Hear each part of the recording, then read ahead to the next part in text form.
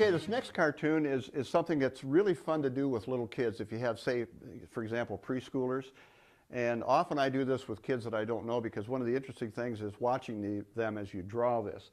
What we're going to do, and what you tell the story to the kid, especially if it's someone you don't know, it's fun. Because what you tell them is that I can draw a cartoon, a picture of a little boy, that when you turn him upside down, he's going to turn into somebody you know.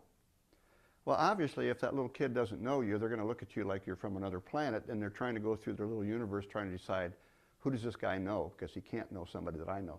So it's fun to watch that as a picture evolves. So to start the picture, we're going to start with some real basic circle eyes.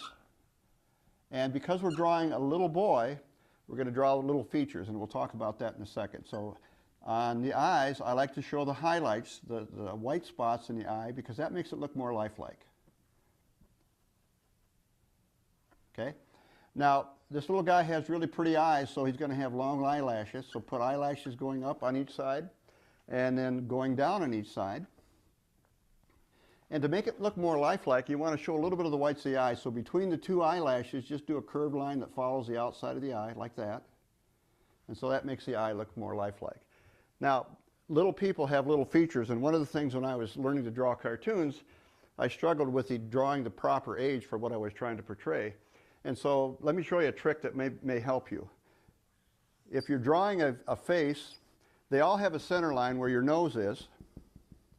But the difference in an adult and a child is where the eye line is. The eye line in an adult is pretty much in the center of it. The features are large when you draw them because they fill up the face, and the ears are bigger and all this kind of stuff. But when you're drawing a child, the center line is still the same, but the face is about 1/3 of the on the lower third of the head. And then you draw the features smaller, and there you have a little child. And then of course you can put hair or whatever you want to do to make it. But that's the difference. So if you're drawing a cartoon and you draw the cartoon, you're trying to draw a child and he looks like he's 80 years old, use this system to decide whether you put the eyes and the face in the right place and make the features small. So going back to our original drawing here, let's make the features small to make sure we have a little boy when we get done. So we want a little nose, and he's happy, so we're going to make him smile.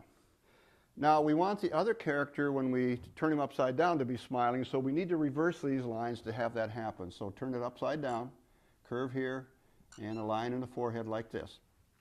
Now this is a little boy, so he's got small features, so he's got small ears. And this particular kid is kind of cool because have you ever seen a little boy that has lots of curly hair? And his hair is so cool, his mom has never gotten around to getting him a haircut. She just thinks it's so cool. So he's got lots of curly hair. We have to draw it that way. So here's how you draw that. You start at his ear and just give him lots of hair. Okay? So there you have lots of curly hair. And he's a small boy, so we want small cheeks. He's just got little cheeks.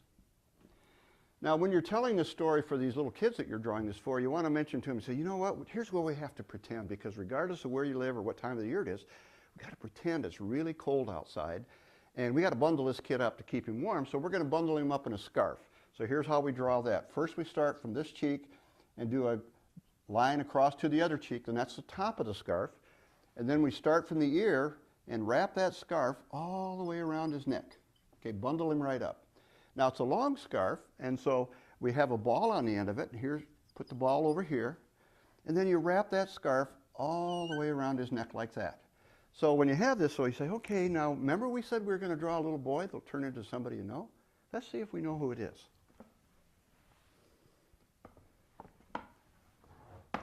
Recognize him? What's magical about this is that when you're doing this for a small child especially, is that as you're progressing through the drawing, they're going through their checklist of their universe. Okay, there's mom and dad, grandma, grandpa, brother, sister, aunts and uncles, and then they start to get nervous because they can't figure out who you know that they don't know. So when you turn this over and show them Santa Claus, the relief is really cool to watch. So this is a fun one to do with little kids, and especially if you have young people who are maybe starting out in babysitting and things like that. This is a good one to teach them to draw, so that when they have that first section with a young child that doesn't know them, this is kind of an icebreaker that works really well, and it's just a lot of fun to draw. So you can see it's very simple, and just have some fun with it.